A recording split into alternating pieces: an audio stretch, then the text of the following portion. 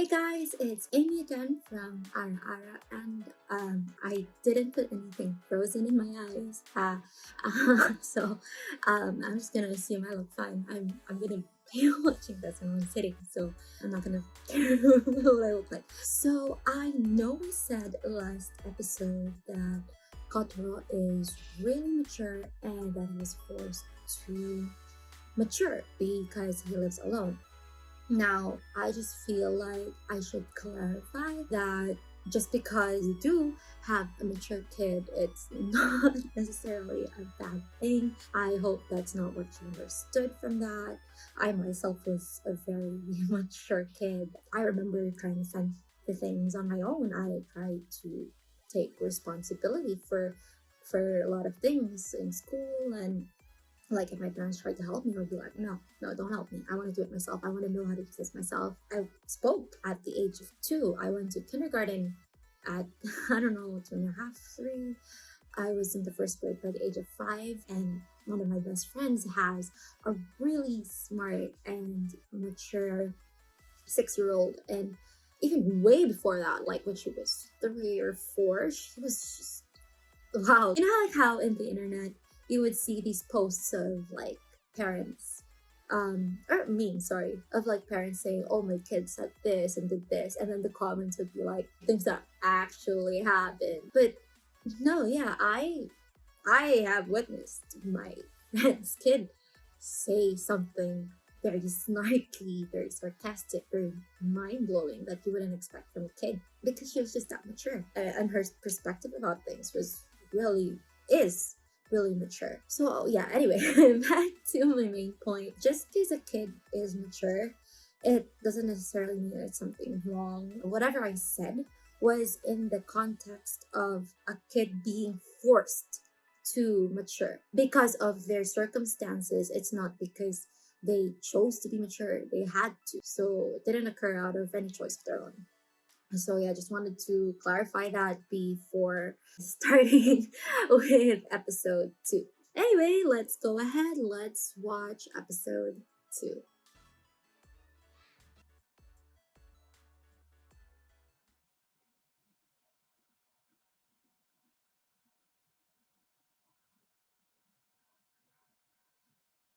Am I watching?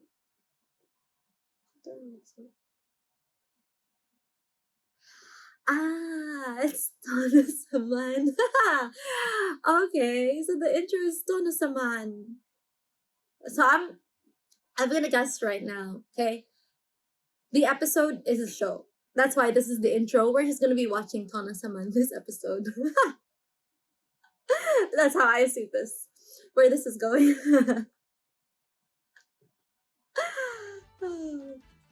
We'll see what his favorite show is like. You have to eat the shiitake mushroom!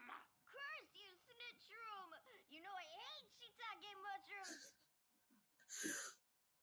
You know, this is like the Powerpuff Girls episode where they were eating broccoli. I remember that episode really well. This cartoon is insane. You can call me Tona-saman! And I am kind to people. You can call me Tona-saman. This is terrible. Hey, that's kind of loud now. That is true. Apologies. Ugh, that is a bad habit of mine. Hey, It's don't okay. sit so close. You must not be able to see Tono-saman with my head in the way. My deepest apologies. It's not... I was right. Tono-saman isn't popular. Well, that makes sense. So why is the kid so obsessed with it? The way he talks? I guess he learned all that from Tono-saman. Slash. I'm super strong and kind. Tono-saman. Oh man, he's off key. So, is that like your favorite show? He Indeed. missed the opportunity to say he's out of tune. Why do you watch it? Is it because you like the Tune. character? It is not a matter of liking him. I would say Tono-saman holds a special place in my heart. I'm not going home! Come on, stand up, Georgie. We need to get home for dinner. When I was a little boy, I had to go to bed early. My parents were always nagging. Oh, shoot. This guy. Oh. Young sir, You should be most grateful to have someone who loves you by your side. Remember that when you feel sad. I know it's a serious moment for Kotaro, but I feel like the other child was just traumatized by what he said. He'll never need to look for guidance from the TV in the middle of the night. His life will be fine, because he is cared for. To clarify what I said before, Tono-sama holds a special place in my heart. However, I no longer require the guidance of a TV show, for I have grown into an exceptional adult. Yeah, well, you got your shirt on backwards. You have passed my test. What kind of test is that? I am on my way to rescue you! I am on my way to rescue you. Next week, the finale of Tono-sama. Stay tuned. Finale? Oh no. What are we gonna do? What are you talking about? About Tono-sama's final episode! 10 yen per person. What are you selling? I shall perform Tono-sama for you. Huh. I mean, it kind of makes sense. The show's total crap. I would say that Tono-sama holds a special place in my heart. Indeed, for it is my sworn duty to protect those in need. That was a great impression you did. 10 yen for that? This is for you, here. You're paying us? You did not earn this. Kid's harsh. Betting Kotaro acts the way he does because he's trying to be like Tono-sama. That's how much that cartoon means to him. Yeah, I know what you mean. The kid kept repeating every single line.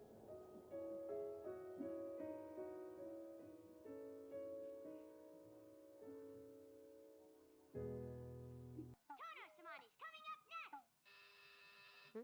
What do you say we watch Tono-sama together, huh? I thought maybe after tonight you might give up on talking in that weird feudal lord sort of way. Figured we'd come celebrate the end of an era together. I will never cease. Tono-sama's finale shall have no effect on my use of proper language. Well, proper language. Sworn duty to protect those in need. Indeed, for it is my sworn duty to protect those in need. What? What's that supposed to mean? Now that Tono-sama's over, are you gonna be okay at night? I no longer require the company of a television at night. Indeed, I can handle this. The bathhouse is not just a place to wash the filth from one's body. It is a place to relax. It is imperative to have one every day. Personal hygiene is important. Closed for maintenance. Well, nothing we can do about it. Good morning, neighbor. Please take your leave so that I may dispose of my garbage. Yeah, Could have that's done that without me moving. garbage What that is he it? got there. What is up with you today? You must maintain this distance, understand? You know, you should really look where you're headed there. Allowing you the opportunity to approach? I think not. What is up with you? You're acting so weird. Stay back! Huh? I have not bathed in over 24 hours. I am unclean. Who cares? My smell will offend those around me. Why are you being so overdramatic? Besides, it's not like anyone cares if you smell a little. I must hurry home. Hey, wait! Maybe think before you speak. I'm just guessing here, but Kotaro probably had some kind of trauma related to being dirty or not being able to bathe. Kotaro, hi! Ah, Lady Mizuki, please do not judge me, for you find me in the midst of a desperate act, indeed, my last resort. The kitchen sink is just deep enough to create a bathtub. Brilliant, if I do say so myself. Now I can keep myself clean. And my dear neighbor will have no reason to hate me. House will I be would open never again hate him for tomorrow. not bathing for a couple I'm glad days. they were able to fix the boiler. Starting tomorrow, I'll be back to taking him to the bathhouse every day. What are you doing? It's late. Shouldn't you be asleep? Did you just get off work? Yeah, it was a long one. You must be tired. You want to tell me why you're out here with your pillow? It's nothing really. Have a good night. Heading off to work, Lady Mizuki? Yep, another long night ahead. Those bags. Those are pretty big bags. Hey, Kotaro! Why don't we have a sleepover, huh? A sleepover with Mizuki? Lucky. It would be impolite for me to turn down a lady's invitation. Perfect! It'll be fun. All right, it's time to go to sleep. Indeed. Hey, You want to do arm pillows? A splendid idea. Oh. So cute. Whoa, those bags under his eyes look even worse. Thanks for the sleepover, milady. Of course, it was so fun. I had really hoped that would work. It's just a guess, but So, I hear you're having nightmares, and that's why you haven't been able to sleep. Mizuki said she had the same problem when she was little. So, you found out. At my age, this is quite embarrassing. Though, I was unable to sleep last night for another reason. It was the first time in my life someone used my arm as a pillow. what? I must say, it was rather warm. Oh, and she smells wonderful. Yeah, I bet. Go to sleep recalling that scent. I will surely have pleasant dreams. I guess men are perverts at any age. Yesterday I dreamt that Lady Mizuki came over and snuggled with me throughout the night as I slept. Go on inside and find yourself a seat. I am Kotaro Sato. I am here on my own. I am prepared to handle this ceremony all by myself. Where are you going? And what's with that new hat you're wearing? If you're going somewhere, I could come with you. Your myself. presence is not required. Where I am going is none of your concern. You are exasperating. Stay here and do not follow me. Or I shall cleave you in twain. What? Farewell. What? Hey, get back here! Oh, he really pisses me off. Indeed. I can handle this. Where did he go? He just sort of ran off. Hey! Did I hear you say Kotaro's not here? Hurry up! We'll be late for the entrance ceremony! Hey, that hat. Hey, you. Why are you here all alone? Everyone else here has a mommy and a daddy with them. You're weird. They're here. You may not see them, but they are sitting right there. What? You see, my parents happen to be ninjas. No way! This is going to be fine. Just fine. I can't believe it's Widow Kotaro's entrance ceremony! All the other kids probably have their parents there with them. Kotaro must be so lonely. This kid seriously ticks me off. You know, you don't always have to do things like this all by yourself. I don't know what you're talking about. Bento, I can do this. Oh, wow! Your bento looks just like a little bear. My mommy made it for me. My mommy made me a bento train. Yours looks pretty boring. It is a bento made especially for ninjas. Huh? So cool! Takuya, please allow me to take a photograph of your bento for my personal records. You're not supposed to have that here. And the secret shall stay between us. That's so cool. I can't believe it. Did you just make that yourself? Indeed, it is my Tono-Simon bento. Kotaro, that's a great bento. It's so cool. Next time, can you make a cat? Sure. How about we work on it together? Really, Mommy? Excuse me, miss. Huh? I am on a quest to make the perfect character bento. I think you should try adding a tomato nose. You know, an egg might make it more colorful. You could use seaweed for clothes. Oh, and what if we used a meatball? That is glorious. Please make it so. That one's not as cool as yesterday. You are too young to understand its value, for this bento by far surpasses anything that yesterday's box had to offer. Is everything okay? I wanted to thank everyone who helped me out, therefore I shall wait for them to return. Is that right? Well, I hope they all come back again soon. Indeed.